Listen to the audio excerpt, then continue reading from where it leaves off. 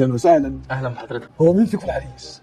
انا. يا اهلا وسهلا بالعريس. اهلا يا طنط. يا اهلا يا روح طنط. امال انت يا اخويا ليه مش العريس؟ لا ده انا متجوز للاسف. على فكره بقى هدير كلمتنا عنك كتير قوي، قالت لي ان انت بتحبها قوي. كدابه. يا كدابه طبعا. بيحبها ده ايه؟ ده بيحبها ويموت فيها كمان. دي كانت اول ما ترجع من الشغل تقول لي يا مامي في واحد في الشغل بيحبني قوي قوي قوي قوي قوي ولازق لي، بس انا متردده ومش عارفه اعمل ايه. قصدها هادي. لا هادي ايه قصدها انت؟ هادي ده دايما تقول لي انه مش تبها. وكانت تقول لي يا بابي طبعا. ايوه، كانت تقول لي يا بابي المشكله في صاحب الشركه، راجل غلس قوي. اكيد طبعا اللذيذ حكى لك عنه، هو ده بقى اللي عايز يبوظ الجواز. رحت انا قلت لها يا بنتي يمكن بيحبك وغيران منه.